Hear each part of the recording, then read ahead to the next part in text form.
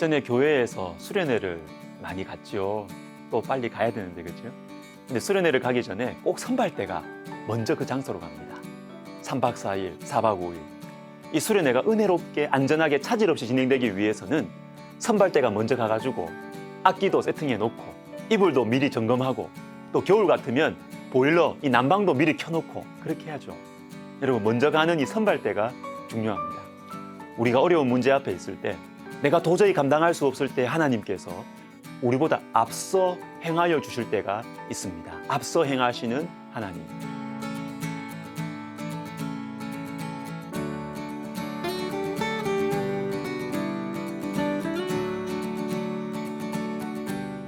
여러분, 오늘은 한 가지만 생각해 보겠습니다. 앞서 행하시는 하나님입니다. 오늘 본문을 보시면 다니엘과 세 친구를 비롯한 유다의 이 인재들이 바벨론으로 먼저 갑니다. 먼저. 유다가 멸망해가지고 포로로 끌려가는 것은 여러분 세 차례에 걸쳐서 이루어집니다. 그 중에서 다니엘과 세 친구들은 맨 처음으로 포로로 끌려가요. 이들이 어떻게 살았습니까? 무슨 일을 했습니까? 맨 처음으로 포로로 끌려가서 궁중 정치 한가운데에서, 즉 가장 무섭고 바벨론의 분위기와 가치관이 지배하는 세상 한가운데서 이 사람들이 믿음으로 살았습니다. 꿈을 해석해 주면서 왕들에게 하나님의 능력을 먼저 나타내 보여주었습니다. 풀무불을 두려워하지 않고 하나님을 섬겼습니다. 세상 한가운데서 하나님의 영광을 선발대로 가서 미리 보여주었던 것이죠. 그래서 다니엘과 동시대를 함께 포로지에서 살았던 선지자가 누구냐면 에스겔 선지자예요.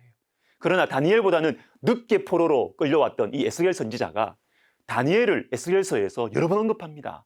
자, 그 중에 하나만 말씀드릴게요. 14장 14절. 비록 노아, 다니엘, 욥 이 세 사람이 거기에 있을지라도 그들은 자기의 공의로 자기의 생명만 건지리라. 나 주 여호와의 말이니라.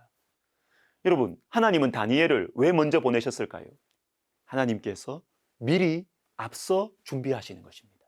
포로로 끌려오는, 뒤에 끌려오는 하나님 백성들에게 소망을 주시기 위해서, 거칠고 험한 이 훈련 장소, 이 전쟁 포로, 이 시간을 낙심치 않게 하시려고 다니엘을 먼저 보내신 것입니다. 여호수아 3장에서 하나님께서는 하나님 백성들에게 요단강을 건너라고 하십니다. 그런데 특이한 말씀을 함께 해주시죠. 3장 14절, 백성이 요단을 건너려고 자기들의 장막을 떠날 때에 제사장들은 언약궤를 메고 백성 앞에서 나아가니라. 15절, 요단이 곡식 거두는 시기에는 항상 언덕에 넘치더라. 여러분, 요단이 항상 언덕에 넘치더라. 즉 강물이 불어나 있는다는, 강물이 불어나 있어요. 어떻게 건넙니까? 애들도 있고 어르신들도 있는데 어떻게 건너요? 그런데 우리 하나님께서 말씀하시죠. 제사장들이 언약궤를 메고 앞에서 나아가라. 앞에서. 하나님께서 앞서 행하시는 것을 보도록 하시는 것입니다. 사랑하는 여러분, 우리 앞에는 넘실대는 요단강 같은 문제들이 있습니다. 자주 생겨요. 그러나 아무리 기도를 해도 이 요단강을 피할 수가 없고 이걸 건너야 될 것만 같은 이 마음에 이 부담감이 생겨요. 여러분, 그러면 건너세요. 그 속으로 뛰어 들어가십시오. 하나님께서 앞서 행하고 계십니다. 사무엘하 5장 뒷부분에는 다윗이 블레셋과의 전쟁에서 승리하는 장면이 나옵니다. 5장 20절에 다윗이 바알 브라심에 이르러 거기서 그들을 치고 다윗이 말하되 여호와께서 물을 흩은 같이 내 앞에서 내 대적을 흩으셨다 하므로. 자, 여러분, 바알 브라심이라는 장소가 나오는데 이게 중요해요.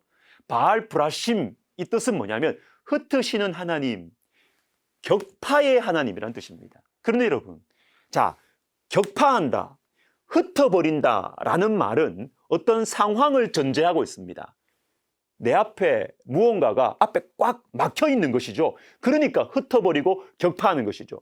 여러분, 복잡한 지하철이나 엘리베이터에서 앞에 있는 사람들을 보고 우리는 저 사람을 격파해야지 라고 하지 않습니다. 그냥 길 좀 지나가겠습니다 이렇게 하면 돼요. 그런데 여러분, 격파한다는 말은 언제 씁니까?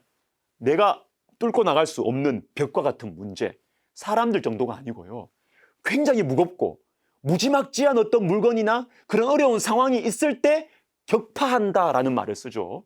실제로 역사가 요세푸스에 의하면 오늘 다윗 앞에 버티고 있는 블레셋 군대는 다윗 군대보다 한 3배 정도는 강력한 군대였다고 합니다. 이 꽉 막혀 있는 벽이에요.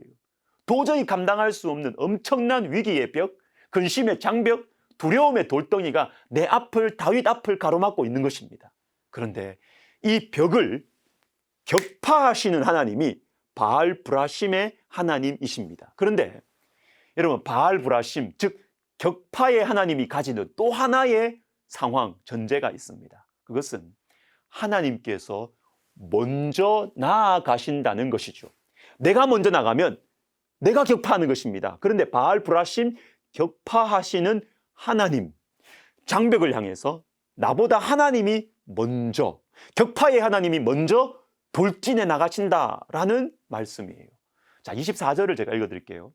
뽕나무 꼭대기에서 걸음 걷는 소리가 들리거든 곧 공격하라. 그때에 여호와가 너보다 앞서 나아가서 블레셋 군대를 치리라 하신지라. 여호와가 너보다 앞서 나아가서 다윗이 그 막막한 장벽 앞에서 숨을 죽이고 숨어 있는데 뽕나무 꼭대기에서 걸음 걷는 소리가 들립니다. 무슨 소리일까요? 하나님의 소리죠. 하나님의 소리. 블레셋의 군대와 철병거의 장벽을 향해서 다윗보다 먼저 진격하시는 하나님의 군대의 걸음소리. 여러분, 이 하나님이 바로 저와 여러분의 하나님이십니다. 감당할 수 없는 무지막지한 인생의 현실을 향해서 우리보다 앞서서 진격하시는 하나님, 바알브라심의 하나님, 격파의 하나님이 바로 우리의 하나님이십니다. 그런데 이 앞서 행하시는 하나님을 어떻게 만날 수 있을까요? 방금 본 사무엘하 5장에 이런 말씀이 있습니다. 다윗이 여호와께 여쭈어 가로되, 23절에 다윗이 여호와께 여쭈니, 다윗은 계속 물어요. 하나님께 묻고 물으니까 하나님이 대답하시는 것이죠. 여러분, 이것입니다. 기도의 길입니다. 기도를 통해서 격파의 하나님이 등장하시고 그 하나님이 우리보다 앞서 행하시는 것입니다. 사랑하는 여러분, 우리 앞에 아무리 무지막지한 장벽들이 있어도 격파의 하나님이 우리의 하나님이 되시면 괜찮습니다. 앞서 행하시는 하나님이시니까요. 그리고 우리가 이 문제들을 하나님께 물을 때, 기도할 때 격파의 하나님, 앞서 행하시는 하나님이 등장하시는 것입니다. 여러분, 문제는 늘 있잖아요. 하나 지나가면 또 다른 문제가 다가오지 않습니까? 그러나 여러분, 바알브라심의 하나님, 요단강을 앞서 건너시는 하나님, 다니엘을 먼저 보내시는 이 하나님을 믿고 순종의 한 걸음 내디디시는 저와 여러분이 되시기를 주님의 이름으로 축복합니다. 기도하겠습니다. 하나님 아버지, 인생의 벽이 끊이지 않는 것 같습니다. 우리 앞에 있는 큰 벽과 같은 문제들은 계속됩니다. 주님, 그러나 우리의 마음이 낙심하지 아니하고 앞서 행하시는 하나님을 붙들고 믿음으로 오늘 하루도 살아갈 수 있도록 주님 도와 주시옵소서. 예수님의 이름으로 감사하며 기도하옵나이다. 아멘.